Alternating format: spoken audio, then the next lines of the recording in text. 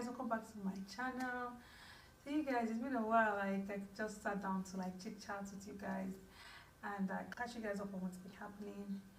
But today, I feel like there's this part of my life that I just felt like, okay, I should come and share with you people, because sometimes you see people, you can see somebody walking on the street, but you don't know if that person is just living on a very thin thread, like about to just faint or collapse or whatever.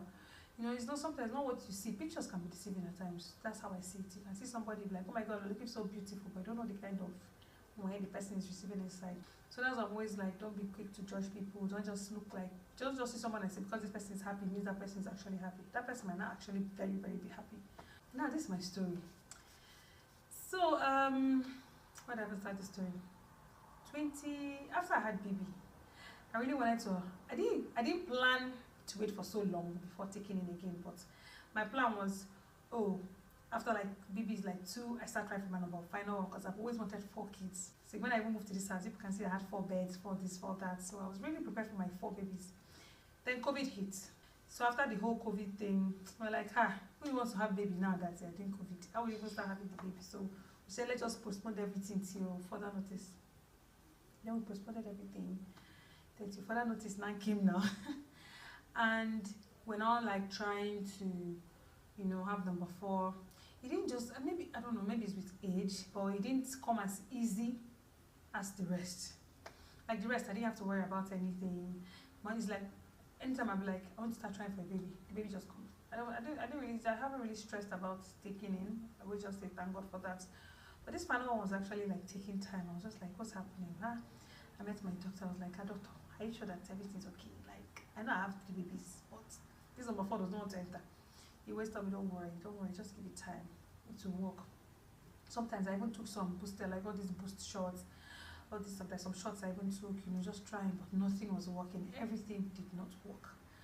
So after a while, the doctor now told me, you know what?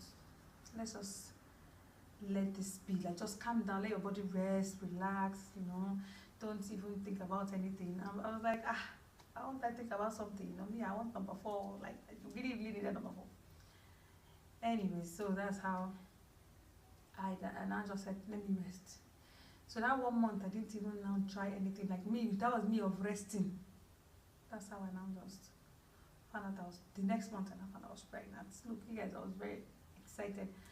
I don't know if I still have the video of when I told my husband about, like, how I told him about the pregnancy thing. Like, we're also happy, the kids were happy. We're like, hey, baby number 4 is coming. And it was good. So at that time, NJ was in, I think, no. Okay, when it happened, NJ was not in Abuja, but after a while, NJ came to Abuja. So NJ was in Abuja when I was pregnant. And I was just like, anyways, at least NJ is around. So it was good. So after like, I'm not really sure of the dates. I'm just going to be like, after some weeks, I don't know how many weeks, I think it was like 8 weeks, thereabouts. It wasn't up to 8 weeks, let's say 7 weeks, after like 7 weeks. See, you people know something about my pregnancies. All my pregnancies, apart from this last one, I don't sport. I don't have any pregnancy, anything. My pregnancy is always like breeze. I don't know what, you know, this, I don't have anything. The only thing I have is food cravings. I eat a lot, and I had a lot of weight. I know I must add weight, because the way I eat, there's no way I cannot add weight because of the way I eat. So that's not the problem. I don't have all this swelling face, all my face swelling, all those, my nose being fat. I think the only baby that did that to me was Chidera. Chidera already dealt with me like, she zapped everything from me. By the time she came herself, I knew, look at this is why you took everything from me now. Like, so beautiful. So I'm like, oh, no problem. But anyways, apart from that, I don't have any problem. Nothing. My pregnancy is always so smooth. So just imagine, to my surprise, one day I woke up like I was like 7 weeks pregnant or so, and I was up to 7 weeks. People, sorry for my time. Maybe like 6, let's say 6 weeks pregnant. And I just woke up and I looked at, I was spotting. In fact, I think I call it bleeding, because to me, he was bleeding. Oh no, I broke down, I started crying. I called NJ, I said, NJ, come, my baby has gone, my baby. NJ said, don't say that, nothing wrong to your baby, nothing happened to your baby. It's just for people spot and they still end up having their pregnancy like very well, like nothing happened to them. I thought that, look, this has never happened to me. So to me, since these are things I see and hear, once you start bleeding when you're pregnant, that's it, your baby's gone. But some people again, you tell you that oh, that's no, they were bleeding throughout the pregnancy, nothing happened to the baby was fine. I know a lot of people happened to. So I told myself, you know what, by God's grace, this will be my case that I'm bleeding, but my baby's still fine. So we rushed to the hospital. Me and my husband, NJ, and myself. We went to the hospital, and they did scan, and the doctor was like, yeah, it was 6 weeks. I was like, he was not hearing heartbeats, but that the baby is looking good, but that he wouldn't just conclude that, that from what he can see, I'm not having any miscarriage. So the spotting must have been because of stress, but that I should come back 1 week. That by 1 week, the heartbeat should be there. And that he wasn't really happy with the measurements he was getting, but that I should just come back after 1 week because there's no sign of miscarriage. So I was just anyway, this one is like, there was not really much hope for me. I was already like losing hope. NJ kept on telling, don't worry. 1 week later, I went back to the hospital. Then I was now 7 weeks, and immediately they put the ultrasound. I had to put the scan there. I could hear the baby's heartbeats. Wow, we're so happy. We got relaxed. I was so happy. Later, I even promised God a lot of things. Then I made sure I did every single thing, because I was like, I told God, if this baby should survive, if I can't hear heartbeats, I'll do this, I'll do that. So I said, those things. I promised God. So anyways, but doctor told me that the thing is that he even told me from my last visit that I have to be on bed rest, like throughout till like 12 weeks. That's the only time that he can tell me that I've scaled at least maybe bed rest will reduce a bit, but that for now I should be on bed rest till further notice. He put me on one injection like that. He gave me drugs, he gave me progesterone, I think. What am I saying, progesterone? I think maybe that's it. Anyways, I was on some injection like that, and I was on bed rest. So NJ met me one day, and she was like, Nneka, this one that you're just on bed rest, doing nothing, no work, nothing. Why don't I just start YouTube? That I can start by just doing sit down videos, an in-house vlog, like where I don't have to move around, like sitting down and talking is doing most of the job. I'm not like stressing myself. I told her, look, NJ, I'm too shy for camera. I cannot do YouTube. She was like, I should just try. Instead of just sitting and doing nothing, that she understands that bed rest can be frustrating. And very soon she should be going. So at least let me have something that, keep me busy. Hey, I said, God, why will I start this YouTube? She told me that, don't worry, she will help me. She will edit, she will do everything. She will do Bobo Tibo, she will film that, she will put me through. I said, no problem. Let's do it, I was so shy. See, that day, as people see me that day, I started this YouTube. I was pregnant, and I was on bed rest. And not just that, look, for me to go from upstairs to downstairs, NJ literally backed me on her back. Backed me, and we went downstairs, because she told me that let's do it like outside, somewhere so bright, not inside the room. So when we got outside, NJ did everything. She carried me, she dropped me, and after the whole video, it started raining in the process of the video, it started raining. So because of the rain, we now had to move back inside. So that's the only time I think I had to walk to the parlor. Then after that, NJ had to carry me back upstairs. I was on better pregnancy, better bed rest. So we came upstairs, we completed the video, NJ did the whole editing, NJ did everything. And that's how I started YouTube. That was the story of how I started YouTube. So we're still going. I was now still trying to, get myself a bit. I think I managed to, I was on that bed rest for like some weeks, not maybe like 2 to 3 weeks. I shall know before 12 weeks. On that day that I did meet my family video, every other video I was doing, I was still not doing it. Even the special needs one, I started doing it, so I didn't have any reason to like walk around. But the day I did meet my family video was the day that I woke up from sleep and I was bleeding heavily. When I mean heavily, I was bleeding. I was like, God, am I going to pass through this whole thing again? I thought this baby was really fine. And before then, there was no blood, there was no spots, nothing. I was just minding my business, always on my bed. I don't even go down to my children's room. I just always here, So I was eating very well. Everything was just going on fine. No spotting, nothing. Just that morning, I just slept, woke up, and I was bleeding. And I asked myself, what kind of highlight is this one now? And it was a Sunday. I went to the hospital. So by the time I got to the hospital, the doctor and I checked, and I told me that I was having a miscarriage then. I was having a miscarriage. And I can remember I telling myself, like, what kind of wildness is this? After this baby already gave me like hopes. So I cried. I cried at the hospital. So there was this particular nurse. She came, she stayed with me, she held my hands. Angel was also at the hospital. And then after everything, the doctor told me that, look, truth be told, most of the baby was already out, so they don't need to do any extra anything. They just want to give me one medication like that to just help bring out the rest of the baby. Hey, God, I felt so terrible. I've never experienced this kind of thing before. I asked myself, what did I do wrong? Where did I go wrong? I was on bed rest for weeks, and after everything, the same thing still happened. So there's this fear that came with it, I tried to tell, and I told myself, can I even get pregnant again? What, God forbid, what if the same thing happens again? Will I be able to survive it? Because the pain was terrible. Like, I can remember feeling so bad. I came back that day, I couldn't even tell anybody, like, as in, of course, my husband already knew, and a lot of people in the house even know I was pregnant. In fact, majority, the only people that knew I was pregnant, just my husband, my mother-in-law, probably, my father-in-law, then my maybe sister-in-law. I didn't even tell my brother-in-law that I was pregnant too, because I can get very emotional. I always like to tell them, like, when everything is safe, because I will call you every day. Nneka, I need this. What do you want? You want this one? Hey, you never allow me rest. Anytime I'm pregnant, they don't allow me rest. So, and now all of them just came. Everybody so sorry. Everybody was just, I'm sure a lot of people watching this video from this house now be like, oh my God, so this happened to her, because I never even told any of them later. I just let it go.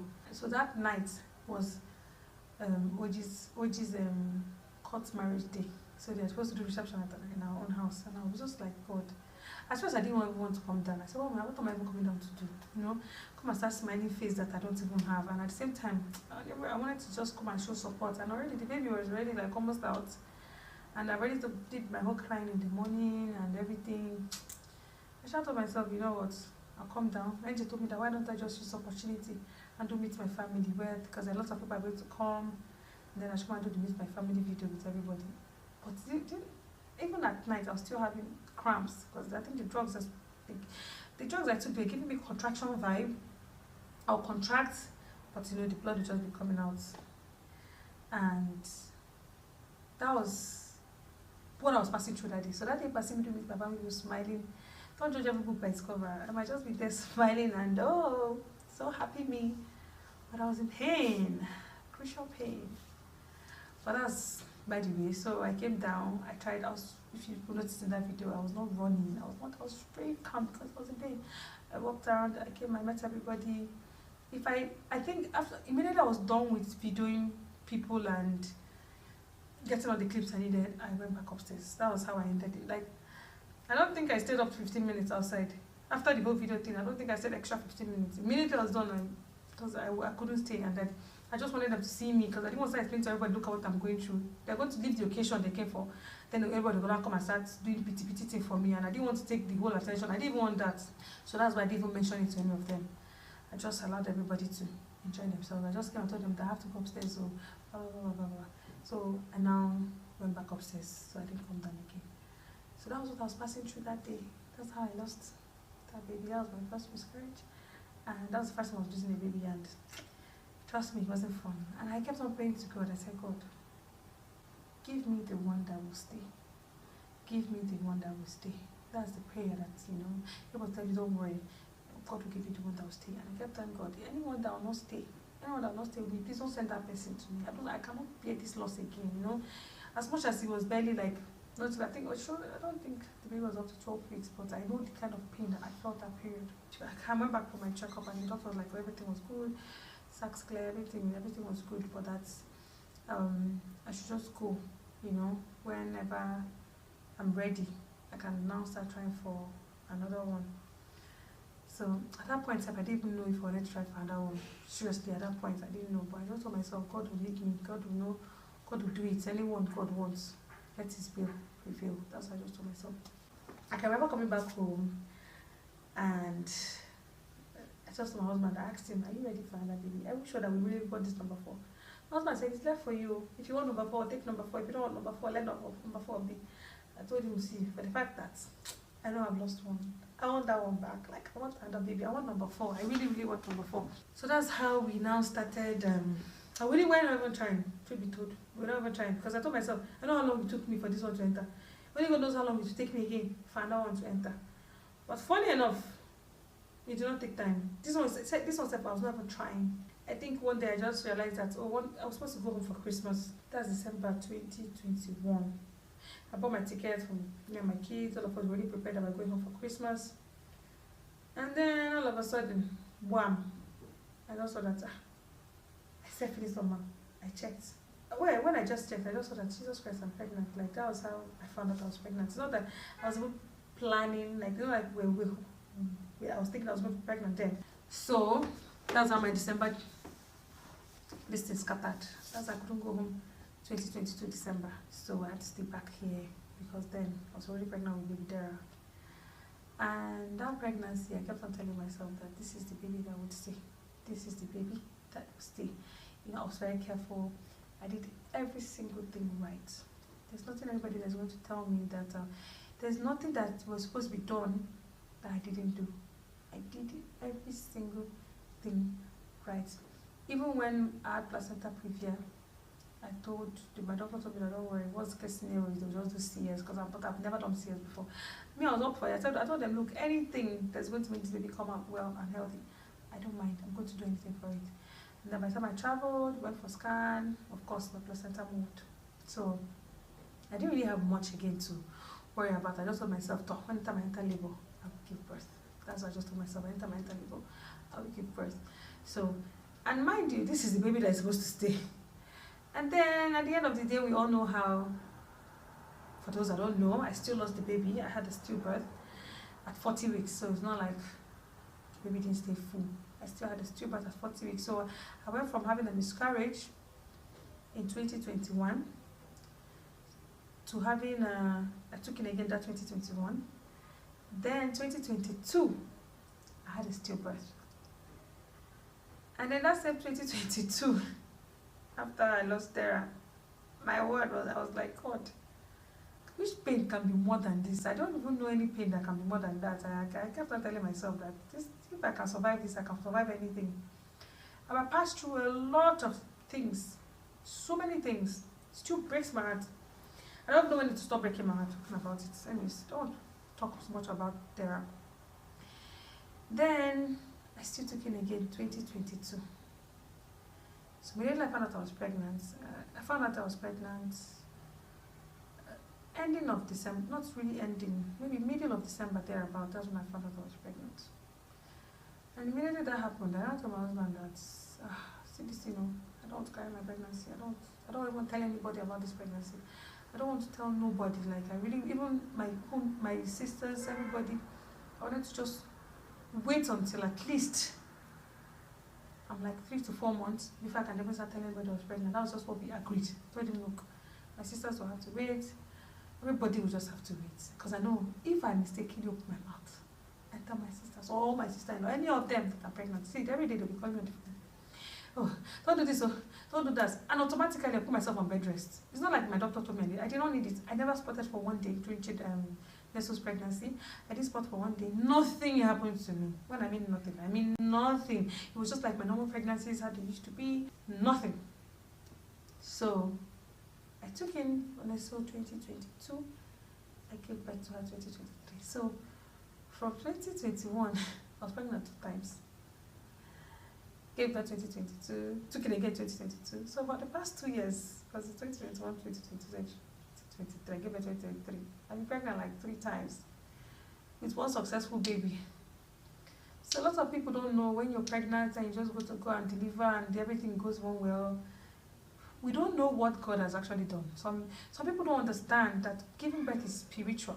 It's not easy. It's not something that anybody can just go and come out from. It's not that easy. So sometimes when you see people go through delivery and everything, we should just thank God. I keep telling people now, your biggest problem in life is not the sex of your baby. Is your baby healthy? Is your baby going to come out alive? Are you going to carry your baby? Are you going to enjoy the fruit of your womb? It's not just, oh, you're pregnant. Oh, God, please, give me a boy. God, please, give me a girl. That's what most people fix on. But after the whole thing happened to me, I don't, that is the last thing that happened to me now. See, even if I know I'm done having babies. I know I'm so done having babies. But even if I take in again now, I promise you, I don't care what I have. I just want to make sure the baby comes out well and I carry my baby and we're all happy, you know? So sometimes when I'm just, where I'm missing there, I'm like, God, I miss this girl so much, because I still feel her, like I still can remember myself carrying her and all those emotions. And then I tell myself, really, if she was here, maybe I won't be with Neso here. So let me stop wishing a lot of things because I'm still so grateful to God for sending Neso to me. So Neso was just life changer for me. So what I'm trying to say is sometimes we see people, some reactors might just look at somebody and say, oh, we know what this person is, we know who this person is. A lot of us don't know who we are. Most YouTubers will tell you, most people tell you what they want you to know. We bring the information out when we want you to know it. Some information I don't want anybody to know. Nobody will know it. As far as it doesn't come out from my mouth. So people can just assume that, oh, these two people, oh, something's wrong with Nneka. Oh, the way she's walking. It's like she's this. It's like she's that. So let's not always just be quick to judge people. Because it's not always every happy picture that is happening inside. That's just how I see it. I just felt like I just come here and share this story because this past 3 years of my life has just been a roller skate. A roller coaster of, emotions and everything. And I thank God that I have a very supportive family that they were there for me for a lot of things. So many things. Anyways, if you're watching this video and you are feeling sad, maybe you're let down, you're feeling down or something, always remember that yes, life is not easy. Life is not easy. We have a lot of things to deal with, but just always pray and then always believe that the good parts will still come to you. For those parts, like the 2 years, I kept telling myself, why me? Why is it me that all these bad things happening to? But at the end of this, can happen to anybody. And I don't pray that to happen to anybody. But I just felt like I should just come and share this part of my life with you guys because I felt like it was time. And I hope you enjoyed the story. Don't forget to like and share and subscribe to my channel if you haven't. And I think I'm going to start doing more sit-down videos. See, I like to do I'm just relaxed. Apart from all these children knocking the door, walking up and down, boo, boo, boo, boo, boo. If people know how many times I've turned to say, who is that? Who is knocking? You pity me. Anyways, I see you guys in my next video. Bye.